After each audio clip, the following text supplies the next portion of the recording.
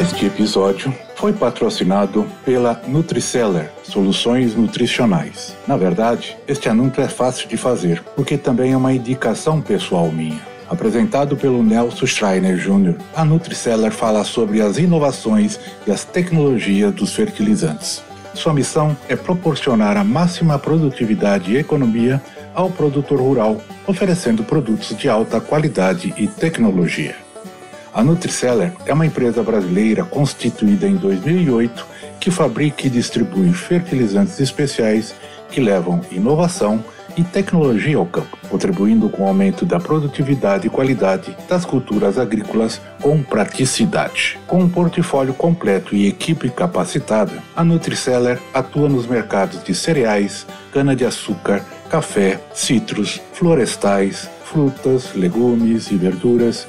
A empresa mantém parcerias com fornecedores de produtos de alta tecnologia e conta com parceiros distribuidores em diversas regiões de expressividade agrícola no Brasil. Atenta às necessidades dos agricultores, a Nutriceller desenvolve linhas de produtos exclusivos com fontes eficientes de nutrientes e aditivos especiais para aplicação via solo, via folha e para tratamento de sementes.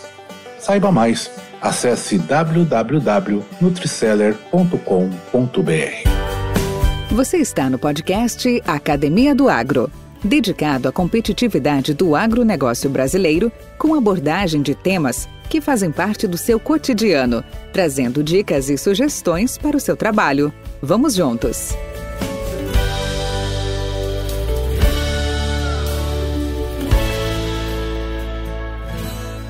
Olá, queridos ouvintes, aqui é Valdir Franzini, o apresentador do podcast Academia do Agro. E hoje nós temos um tema bastante interessante a tratar e que é sobre controle de pragas. Quando a gente fala pragas, vamos incluir aí doenças, vamos incluir insetos, entomologia, vai estar tudo misturado no mesmo balaio. E aqui no Brasil, a gente sabe, quando se fala em controle de pragas no Brasil, o agricultor, de um modo geral, ele pensa em agroquímicos. Isso é cultural. É uma cultura arraigada no brasileiro que sempre foi muito difícil de mudar. Nós sabemos disso. E o Brasil tem um tipo de agricultura que não é fácil para se fazer o que eles chamam de controle biológico, manejo biológico, pois são grandes áreas e com plantios sucessivos de diferentes culturas. As pragas se sucedem e aumentam sua população local, sem precisar migrar para outras culturas. Então, assim como o país, o Brasil, é um país líder em agricultura tropical, pode se tornar líder em controle biológico para regiões tropicais. Este é o grande desafio, desenvolver um modelo de controle biológico de manejo adequado às condições tropicais. E para esse tópico, nós vamos ter aqui a satisfação de contar com o Eduardo Souza Freire, colega nosso, engenheiro agrônomo, formado lá na Universidade Federal de Lavras e agora atual professor, agora não, já há alguns anos, atual professor na Universidade de Rio Verde, a UNRV. Bem-vindo, Edu, tudo bem? Olá, seu Valdir, tudo em paz? Satisfação estar aqui para poder bater um papo contigo, fazer uma prosa boa. Ok, então mas já vou te dar o primeiro pito então, tá?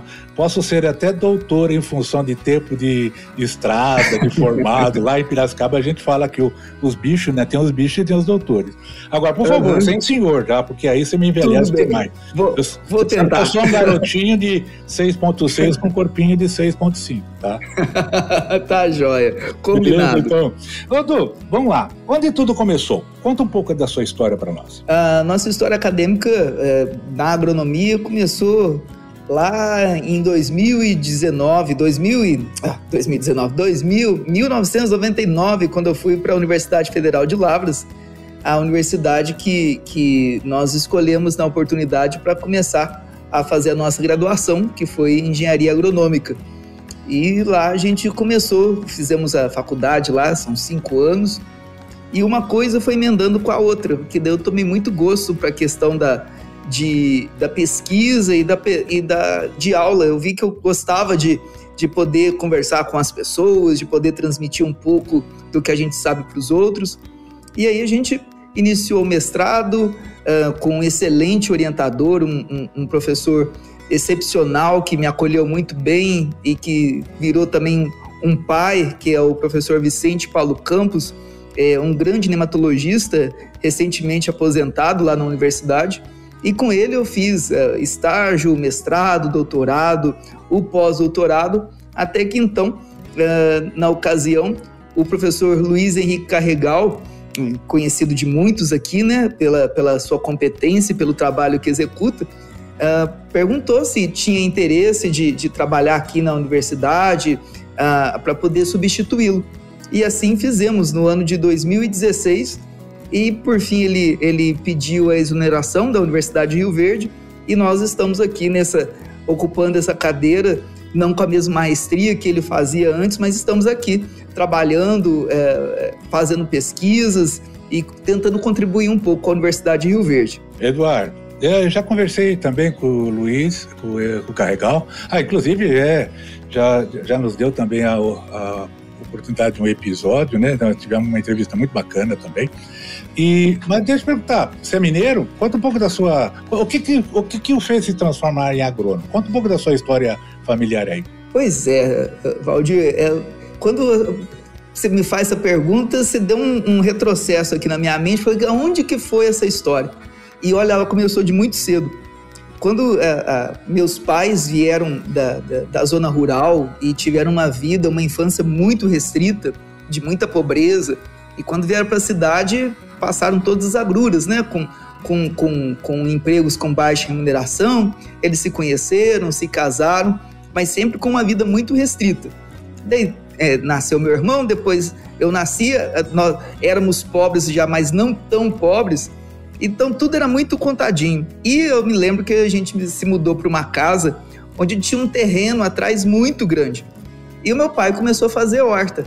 E eu adorei aquele negócio de plantar um pé de alface, colher. E daí ele já fez uma parreira de uvas e tinha um pé de jabuticaba. E ele levava a gente todo sábado no mercadão para poder comer um pastel, porque não teríamos dinheiro para o segundo pastel. Um pastel, um para mim, outro para meu irmão, e dividíamos um guaraná da região que chamava Cotuba, isso lá em São José do Rio Preto. E daí no final ele comprava um pintinho para mim, que tinha um rapaz que vendia pintinhos assim, na calçada, e eu tinha direito a comprar um pintinho. E toda semana um pintinho, daí você pode imaginar como é que virou lá em casa, né? A granja, minha mãe já brigando com meu pai, com aquele tanto de frango lá em casa, e eu tinha a horta no fundo de casa, eu tinha meus frangos que eu chegava, eles assentavam tudo comigo, era uma festa, e na frente nós tínhamos um jardim muito grande, e eu virei um ladrão de mudas. Para onde eu ia, eu roubava mudas. Então, quem cuidava do jardim, claro, né, nas limitações de uma criança, quem cuidava da horta e quem cuidava dos frangos era eu. Só que eu cuidava tão bem dos frangos que teve uma vez, era na Copa do Mundo ainda, na Copa do Mundo de 86. Assim diz meu pai, diz meu irmão, mas eu não me recordo disso. Eles disseram que eu cheguei chorando, o Brasil estava jogando e tal. Falou, pai, os pintinhos não estão mais fazendo nada, eles estão tudo roxo. O que aconteceu? Daí meu pai foi lá ver, eu tinha colocado os pintinhos todos num balde com água, eu estava dando banho e eu matei eles todos afogados, né? Ou seja, o zero era tão grande, queria dar um banho nos pintinhos, eu matei meus pintinhos todos. Então, foi assim, e daí eu cresci ouvindo. E, Edilson, o seu filho vai ser agrônomo, E daí eu tinha tios que eram caseiros de fazenda, então a festa era quando a gente ia para essas fazendas, e essa história, essa pergunta foi sempre se repetindo. Vai ser agrônomo, vai ser agrônomo, vai ser agrônomo. E eis que quando eu fui fazer o vestibular, eu não tive dúvidas. Eu falei, vou fazer agronomia, e foi aí que surgiu essa história que hoje a gente está vivendo aí com a arte de cultivar plantas. Viu, Eduardo? Você sabe, até isso é pesquisa, isso não é número meu não, isso é número do IBGE e de outras entidades da área, onde 85% ou mais hoje, um pouquinho mais ou menos em torno de 85% de toda a sociedade brasileira tem o pé na roça. Olha só. Tem pé na roça. Tudo bem que hoje nós temos uma comunidade urbana muito maior, etc, etc. A gente sabe o porquê, as migrações, aquela coisa toda. Mas, assim, todo mundo tem, né? O pezinho lá na roça, uma família, um parente, um ascendente, né? Que de lá fizeram. Esse podcast faz parte da Rede Agrocast, a primeira e maior rede de podcasts do agro do Brasil. Acesse www.redeagrocast.com.br. Podcast Academia do Agro. Mas, Edu, vamos lá. Eu ia até perguntar como que você descreveria o momento agrícola no Brasil. Porém, eu acho que hoje, para a gente enaltecer o agronegócio, para a gente falar bem do agronegócio, nós estamos até bem servidos, né? Hoje nós somos a bola da vez, hoje somos o motor dessa nação, hoje a contribuição nesses últimos 40 anos tem sido espetacular, né? Com um povo extremamente obreiro, como o agricultor, assim, o fruto do trabalho da pesquisa, como um exemplo uma Embrapa, como um exemplo outras instituições de pesquisa, o trabalho insano feito aí pelas universidades, pelas faculdades. Então tudo isso hoje nos chega a dar essa liderança, né, em termos do agro. Porém, eu queria te perguntar o seguinte: quais são os grandes desafios para esse mesmo agro que hoje está em evidência? Não, perfeito.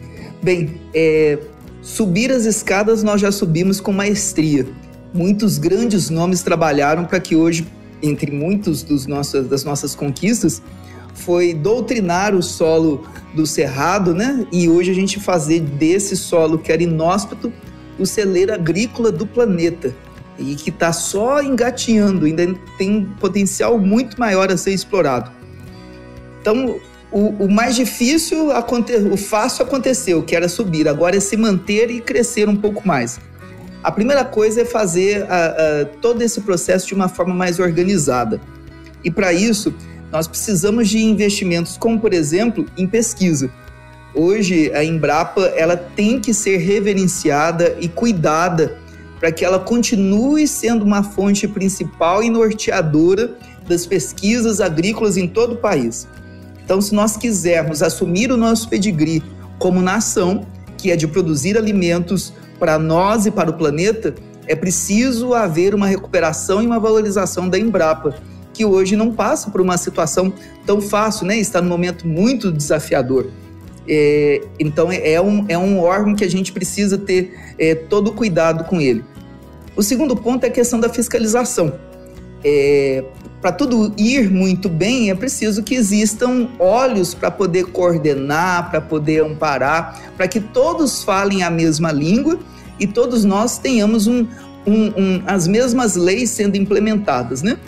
Então, órgãos como, por exemplo, o MAPA, é de fundamental importância que a gente tenha mais pessoas ali em campo para poder fazer acompanhamento agrícola, a proteção fitossanitária, para que a gente preserve as tecnologias que foram lançadas, a agrodefesa com seus fiscais, no monitoramento do vazio sanitário, na boa condução da soja e do seu vazio no período que é necessário.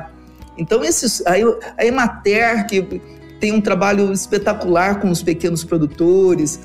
Então, nós precisamos investir nessas instituições que já são consolidadas e, ao meu ver, na nossa percepção, elas foram deixadas ao longo do ano, não é um momento, não é um problema pontual, isso ao longo do tempo tem sido deixado de lado. E o país, quem paga as contas, isso é um clichê para lá de batido, né? Quem paga as contas do país hoje é o agronegócio. E se a gente quer que isso se fortaleça, cresça, se imponha, como deixar esses órgãos de lado? Porque é eles que vão ter esse amparo em todo esse processo. Olha, do mesmo jeito que nós temos o SUS, né, para poder dar um apoio à população em geral, principalmente aqueles que não têm uma condição de pagar um plano médico, ter um apoio particular na medicina, é preciso que a gente tenha um SUS agrícola, né? Então o produtor tem que ter esse amparo desses técnicos via todos esses órgãos, ou a criação de, inclusive, que cabe e que seria muito importante para que a gente consiga dar esse apoio ao produtor Porque quem que às vezes está dando o suporte a ele? Muitas vezes é aquele quem vai vender. E é preciso que o produtor tenha o discernimento para saber o que está sendo oferecido, se está na condição adequada do que ele precisa ou não. Então, ao meu ver, é proteger todo o processo de desenvolvimento e regulatório para que o país consiga se profissionalizar na linda arte de produzir grãos, de produzir alimentos. E que era uma coisa que eu me lembro quando eu fazia geografia, lá em 1814, quando o professor de geografia falava, o país nosso infelizmente ele não produz tecnologia, não há problema, que a gente produza esses produtos primários, que a gente os processe na medida do possível para que se agregue valor, e isso tudo eu tenho certeza só vai fazer com que o reconhecimento do país, do Brasil, em todo o mundo seja maior e tenha o respeito, né? Porque nós temos hoje a responsabilidade de produzir comida, e segundo a Embrapa, salvo engano, de cada 6 pratos de comida que existem hoje na mesa, 1 é o Brasil quem põe. E a gente sabe que isso pode ser mais e melhor. Bacana. Eduardo, e fala um pouco para mim, você viu que a minha introdução foi sobre controle biológico, questão de controle de pragas. O que é manejo biológico de pragas e doenças? Quais as premissas para o seu emprego de forma adequada? Perfeito, Valdir. Olha, nós sabemos que hoje, talvez um dos maiores gargalos que nós temos na agricultura, eu diria o maior, mas eu fico um pouco receoso, porque como eu sou da área, eu tenho medo de estar sendo imparcial e puxando a sardinha para o meu lado. Mas os problemas fitossanitários com pragas, doenças e plantas daninhas, talvez hoje seja o maior gargalo o limitante na nossa produção. E dentro desse manejo fitossanitário, é sabido que existe o manejo químico, físico, cultural, genético, e agora, de 12 anos para agora, tem sido muito falado do biológico, e particularmente a partir de 2015. E o manejo biológico é algo que não é o futuro, é o agora. É um mecanismo, é uma ferramenta extremamente importante e que ela tem que se integrar com as outras ferramentas. As ferramentas têm que conversar entre si. E hoje, infelizmente, tem muita gente falando de biológico, mas ferindo as suas premissas, os seus princípios, fazendo com que, às vezes, o produtor compre gato por lebre. Mas qual que é o conceito de manejo biológico? É você utilizar um ou mais micro-organismos para poder controlar um agente que cause danos, seja de um patógeno que cause doenças ou pragas. Hoje, nas plantas daninhas, o controle biológico ainda está muito incipiente, mas parece que nos próximos 3, 4 anos a gente vai ter novidades muito interessantes, mas hoje ele é incipiente ainda.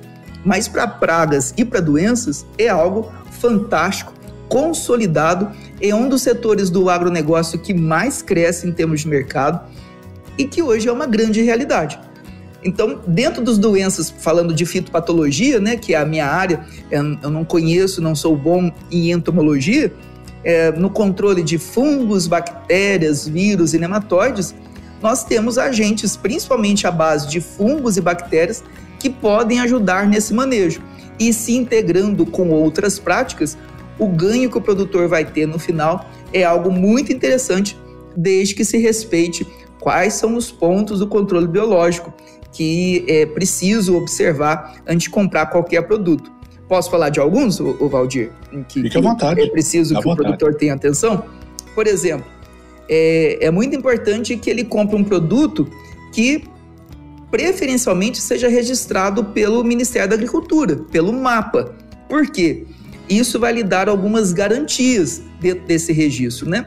Porque esse produto foi testado em diferentes regiões do país, esse produto passou por um protocolo de periculosidade para ver testes em animais, em água, para que veja o grau de toxicidade disso. Você vai ter o teste de eficácia agronômica para ver o quão eficiente é esse produto, se de fato ele tem condição de entrar no mercado como um defensivo agrícola, porque às vezes as pessoas confundem, né? acha que é micro-organismo e coloca tudo dentro do mesmo balaio.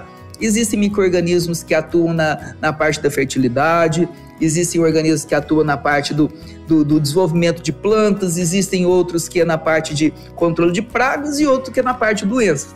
Então é muito importante que se tenha registro para que tenha ali uma regulação por trás, uma garantia para o produtor que diante de tantas agruras, né, fazer um investimento, colocar lá no solo e que pode às vezes faltar água ou ter muita água e não ter sol e você ainda não ter a garantia de um produto que vai lhe dar um retorno, é arriscar demais, né? Então a primeira coisa é que ele tenha esse registro para poder ter uma garantia de retorno.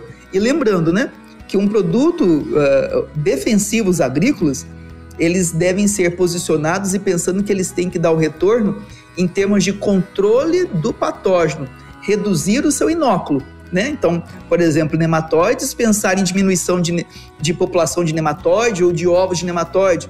Pensando em fungos, diminuir a quantidade de esporos e a presença ali de manchas nas folhas, no caso de fungos foliares.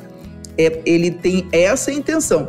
A produtividade, o incremento produtivo, ele é uma consequência dessa aplicação.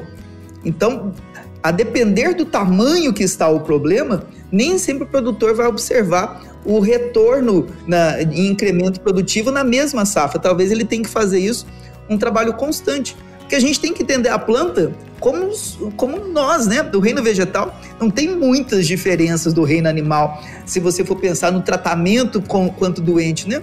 Se a gente tem uma doença grave, a gente vai para a UTI, intuba, melhorou, desentuba, mas está na UTI, melhorou um pouco, vai para o quarto, foi para o quarto, vai para casa, mas tem que ter fisioterapia, depois da fisioterapia, você tem que fazer tal exercício, para depois você ficar bom, né? Então, eu tenho que cuidar da doença para que depois eu consiga entrar no meu ritmo de produção. A mesma coisa é a planta, a mesma coisa é o campo, e quando eu falo campo, eu tenho que pensar que o meu solo, entre aspas, também pode ficar doente, e hoje é um organismo vivo, que a gente tem que ver como um organismo vivo e de extrema importância dentro do sistema integrado de manutenção, de proteção e cultivo, para daí então falar, poxa, as coisas estão voltando a entrar no seu eixo, agora minha planta vai conseguir entregar uma produtividade para poder então restabelecer o equilíbrio, né? É mais ou menos, resumindo uma história muito grande, a gente resume a ópera mais ou menos nesses pontos que é preciso ser observado, Valdir. Estamos com a pessoa certa para dar esse sumário, sem dúvida nenhuma, né? Viu, Eduardo? Aproveitando também essa sua contribuição e essa sua síntese em relação às premissas, né, do manejo biológico, você poderia compartilhar, na sua opinião, alguns melhores casos de sucesso nessa questão de manejo biológico de doenças? Uhum.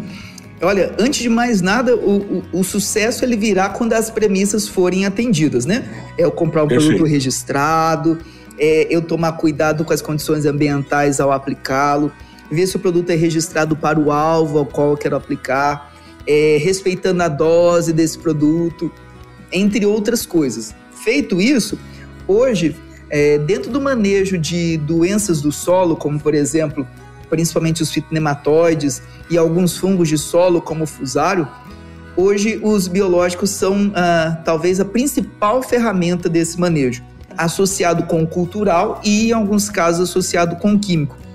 Por quê? O grande problema de você utilizar o químico, por exemplo, num tratamento de semente ou aplicação no suco, é que ele vai ter um período de duração ali máximo, né? Entre 15, no máximo 21 dias. E depois ele se degrada, ele perde, ele não vai ter mais ação ali ao alvo ao qual você quer controlar. Quando você coloca um biológico, ele vai acompanhar em crescimento a planta. Então vamos pensar aí num produto que tem como ingrediente ativo um Bacillus subtilis, que consegue ali fazer um biofilme nessa raiz e proteger de algum fitonematóide, como por exemplo patilencos, ou então um Fusarium oxíspero. Conforme essa planta vai se desenvolvendo, essa bactéria ela também se desenvolve junto com a planta. Então ela vai acompanhando o ciclo da planta com um pouquinho de atraso. Ela vai, cresce. Quando a planta chega no seu estágio máximo, fisiologicamente falando, o organismo espera um pouquinho e também chega. E quando essa planta declina, ele também vai indo embora declinando.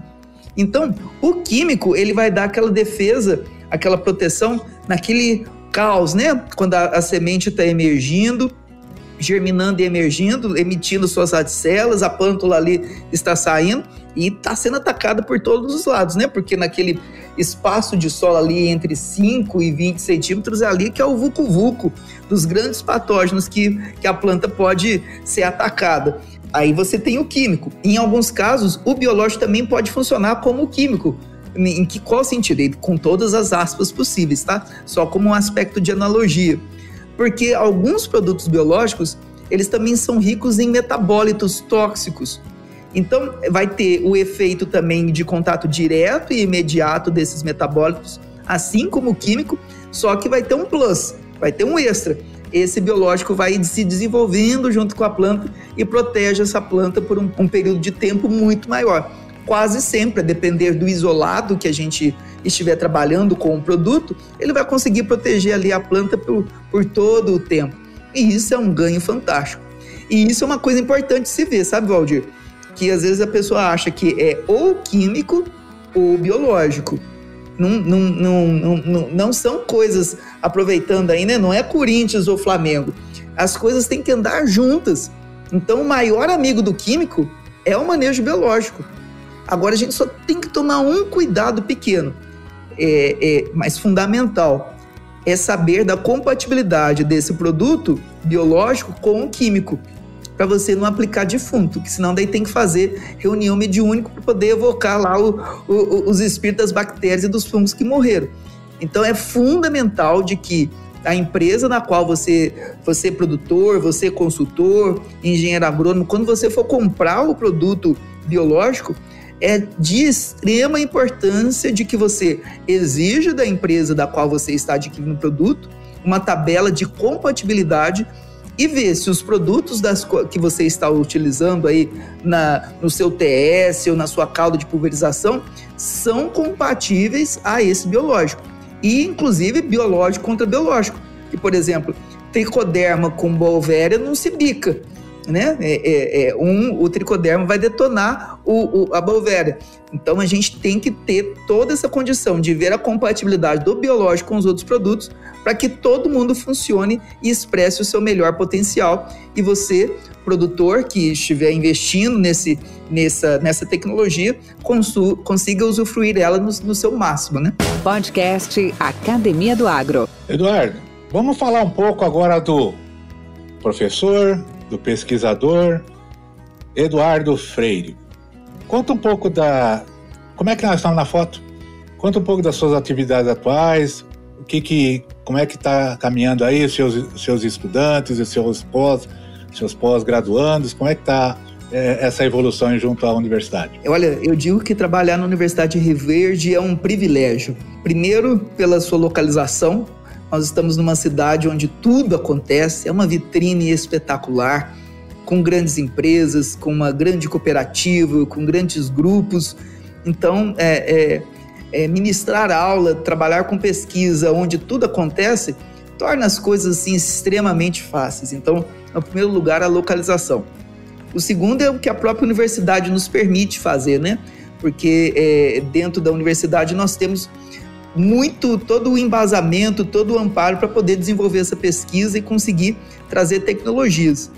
E hoje o nosso grande desafio, Valdir, porque quando a gente estava lá em Lavras, a gente trabalhava muito com pesquisa científica, mais para publicação, coisas in vitro, em laboratório, e que quase nunca eram expressas em alguma ferramenta para o produtor no futuro poder empregar. Mas aqui em Rio Verde não tem como você fazer isso, né? Porque eu estou lidando lá na Universidade de Rio Verde, boa parte dos nossos alunos, dos nossos acadêmicos, são filhos de produtor. E eles exigem da nossa parte, falam, eu quero soluções para o problema.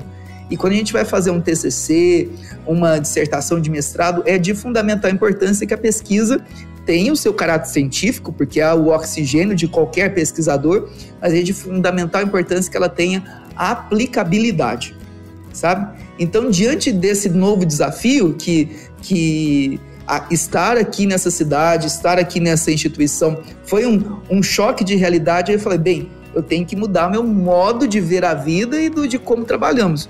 Então, toda a nossa pesquisa hoje tem sido trabalhada para poder trazer tecnologias. E desde o primeiro semestre que eu aqui vim, nós já tivemos convites de empresas para poder fazer pesquisa. Essas pesquisas foram se desenvolvendo, foram trazendo novas tecnologias, foram trazidas, graças a Deus, diante dos trabalhos que foram executados aqui na Universidade de Rio Verde e diante da nova administração superior da faculdade. Hoje o nosso reitor é o professor Barella Neto. Ele fez um princípio bem interessante, que é de uma incubadora de empresas. E diante dessa busca de pessoas e da demanda dos alunos e das aulas que nós temos, dos desafios das empresas, então nós optamos por incubar uma empresa dentro da universidade, onde boa parte dos que trabalham são os próprios alunos que estão na universidade para poder levar a sua tecnologia para os quintais de suas fazendas, né? E hoje nós temos uma empresa ali incubada que chama Nova Terra Instituto. E aí a gente consegue desenvolver trabalhos sobre o manejo biológico de doenças, trabalhando os seus modos de ação, desenvolvendo novas tecnologias, novos posicionamentos com o produtor, trabalhando isso de uma maneira integrada. E isso aí foram rendendo frutos, Valdir. E 2, se você assim me permitir partilhar e contribuir aqui com você e com o seu time de pessoas que o acompanha, te ouvindo, foi o primeiro biofungicida no manejo da ferrugem asiática. Então, foi aqui da Universidade de Rio Verde, com a Nova Terra, com os estudantes que trabalham conosco, que nós conseguimos desenvolver, então, comprovar que uma bactéria, Bacillus subtilis BV02, ela era capaz de controlar uma doença muito agressiva, que é a ferrugem asiática causada pela Phacospora pachyrizi. A partir do momento que os ensaios aqui em Rio Verde deram certo, a empresa já levou isso para outras instituições que replicaram, levou-se ao mapa e hoje tem esse produto registrado. E uma segunda contribuição que a gente fica bem feliz de ter ajudado, que é o nematóide. Quando a gente vai fazer nematologia na faculdade, a gente sempre nos era dito que nematóide você controla ou antes de instalar a cultura ou depois que você tira a cultura e você faz algum manejo. E a gente descobriu que alguns organismos são capazes de induzir resistência e que ela seja sistêmica. Ou seja, eu aplico o metabólito ou o produto na parte aérea da planta e a resposta de defesa da planta vai acontecer lá na raiz, fazendo com que, então, os prejuízos que o produtor vai ter sejam menores. E ele vai conseguir posicionar um nematicida em um outro momento, na parte foliar. Porque, às vezes, o produtor já está com o seu TS muito congestionado e não consegue aplicar ali um biológico, ou não tem um micron para poder fazer via suco. Então, ele consegue passar isso para a parte aérea. Ou então, a pessoa não foi muito zelosa com a sua área, encontrou uma reboleira ali depois da lavoura instalada, ele pode aplicar esse isolado, que no caso desse aí é o Bacillus amyloliquefaciens BV03, e consegue, então, diminuir as perdas, porque quando você aplica na parte aérea, alguns nematóides já atacaram as plantas, então você vai fazer com que as perdas ali possam ser minimizadas e a planta consiga se recuperar, porque promove crescimento e tem todo um processo fisiológico da planta. E é dentro desse processo, trabalhando com filhos de produtores, grandes produtores conhecidos, e isso dá uma satisfação, rapaz, que é sem fim. Trabalhar com pesquisa, com pessoas que vão levar isso para suas casas e principalmente coisas que podem ser aplicadas diretamente para o produtor que já tem tanto pepino para poder resolver, tantos desafios, e você conseguir falar: produtor, meu amigo, estou te oferecendo uma ferramenta aqui adicional, considere mais essa proposta aí diante das muitas coisas que você pode fazer para alcançar o teto produtivo da sua área, da sua região e ter exercer sua profissão com mais tranquilidade, porque ser agricultor é coisa de cardíaco, né? É emoção no pé da botina, na ponta da botina, nossa mãe. Edu, que você faria diferente se estivesse começando hoje tudo novamente? Esse Valdir é filosófico. Não, eu vou mudar, vou até te ajudar, certo? O que você recomendaria aos nossos ouvintes, aqueles que estão iniciando ou querem se iniciar na área, que eles não devem fazer? Não. Qual que é mais fácil? Aí você responde agora. Voltando lá atrás, eu vejo que quando a gente iniciou essa caminhada foi tudo muito às cegas, né?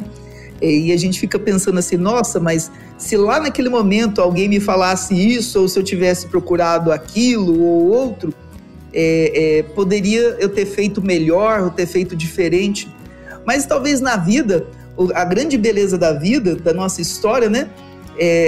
O erro é o degrau para o crescimento, né? O engano quando você erra na tentativa de acertar, é a coisa mais bonita que tem na vida. Tanto que o meu pai já partiu, e uma das últimas conversas que eu tive com ele por telefone, e acho que uma das coisas mais importantes que eu disse a ele, que eu falei que a maior herança que ele nos deu não foi diploma, dinheiro, bens ou qualquer coisa do tipo. Ele e minha mãe, claro, né? A dona Paula, que certamente vai escutar aqui esse podcast, foi a pobreza. E viver bem na pobreza. Isso daí é de um valor inestimável. Então, ou seja, no pouco, quando você vive bem no pouco, pode vir o que for, o intermediário, o muito, sempre vai ser ok, porque você sempre vai ter o necessário para viver aquele momento, né? Aquele presente. Então, a grande riqueza hoje da vida, eu vejo que é ter o necessário para poder fazer o que eu preciso fazer naquele momento. Então, Valdir, era só mesmo assim, que muitos erros cometerei ali para frente, mas que siga cometendo os erros, mas que eu sempre esteja com a mente que o meu erro sirva para que isso seja um crescimento. Agora, se a você que está nos ouvindo gostaria de um adicional aí, como se fosse um estímulo, que às vezes, muitas vezes, pode estar um estudante aí que está penando para poder conseguir formar, que tem alguma disciplina complicada, ou alguém que está na sua profissão num quadro que pode estar um pouco mais desafiador, é simplesmente ter amor. Se o que você está fazendo lhe falta esse combustível, é preferível que você se retire e consulte o seu coração para ver aonde que você tem que estar e fazendo o quê. E não fazendo o que você gosta, mas fazendo o que é preciso que você faça, né? Dentro da sua tarefa de vida. Então é mais ou menos assim, Valdir. Os tombos todos foram maravilhosos porque seja o que nós tenhamos hoje, eles ajudaram aí numa construção de crescimento. Nós já estamos chegando nossos finalmente aqui, né? Quero novamente ressaltar aí a importância da sua comunicação. Já te falei, minha satisfação de tê-lo aqui participando, e também informar que a Academia do Agro é uma arena aberta, tá? Com certeza teremos muitos outros tópicos mais específicos ou menos específicos para comentar, e eu gostaria de dar toda essa liberdade. Já fica aqui o convite expresso de novas participações suas. Inclusive, já te dei algumas sugestões, né, em relação ao Crônicas do Agro. Temos até alguns temas aí que a gente pode até especificar melhor, e espero poder contar com a sua participação. Mas como última pergunta, e até como encerramento do nosso bate-papo, de tudo isso que nós conversamos agora, nessa entrevista, o que você acha, o que você recomenda que os nossos ouvintes tenham de síntese? Como você resumiria esse nosso papo? Ok. Bem, diante da parte da parte pessoal, né, do Eduardo como pessoa, que você abordou bastante isso, e te agradeço por esse cuidado, né, porque hoje nós estamos numa sociedade onde a gente está esquecendo que existem pessoas, né? Existem indivíduos que têm sonhos, que têm planos. E hoje nós estamos vivendo uma situação tão triste como sociedade, né? Onde a gente está se vendo como inimigos, de forma separatista. E que bobagem, né? Nós somos uma única família dentro de um grande planeta e que a gente deveria ver a todos iguais. Então, a primeira, na questão pessoal, a você que está nos dando a honra de ouvir até agora, faça tudo faça tudo com amor, sendo o seu guia em tudo que você vai fazer. Isso é muito importante. Agora, quanto à questão agrícola, além de que tem que ter o amor também na ponta da botina, que a gente fique atento para fazer todo o processo de uma forma muito adequada, viável economicamente falando, mas que se proceda tudo que eu estou aplicando, que seja na parte de fertilidade, na parte de fitossanidade, na parte genética, que nós tenhamos atenção de que nós estamos protegendo as tecnologias, se isso está sendo feito da forma adequada, se você está fazendo bom uso do seu recurso financeiro, porque a responsabilidade de alimentar pessoas, alimentar um planeta, é de uma responsabilidade absurda e que infelizmente a gente ainda como nação, nós não despertamos ainda da importância do produtor, da importância daqueles que trabalham com água. Então, meu amigo, que seja lá de qual área você for, ou ainda você nem esteja ainda se preparando para isso, que você leve isso daí com um propósito de vida. Alimentar pessoas é trazer paz, é trazer tranquilidade e trazer uma perspectiva de um mundo mais harmônico e que a gente consiga fazer isso tudo com muita sabedoria e quando for usar o biológico, não esqueçam as premissas para que a gente conserve essa tecnologia sempre. Obrigado, Eduardo. A todos os nossos ouvintes agradecemos aí a audiência e ajuda nós, viu? A todos que estão ouvindo aí, compartilhem esse episódio com seus pares, com seus amigos, obviamente se vocês gostarem. Se não gostarem, manda uma mensagem para mim, pode mandar uma mensagem para o Eduardo também, para nossos participantes aqui, que a nossa ideia é sempre melhorar. E como disse o próprio Eduardo há pouco, né, não é porque a gente tropeçou que a gente não vai levantar, muito pelo contrário. É em cima dos tropeços que a gente chega mais rápido no nosso finalmente. Então, por favor, fiquem à vontade, mandem seus comentários, suas perguntas, suas dúvidas e todas as informações em relação a contatos meus ou do Eduardo vão estar na descrição do podcast, dentro lá do que nós chamamos de WebNote. Então é só acessar e estamos aqui sempre à disposição. Eduardo, grande abraço para você, novamente, obrigado. Obrigado mais uma vez, Valdir, e um abraço para você que nos ouve. Fique com Deus.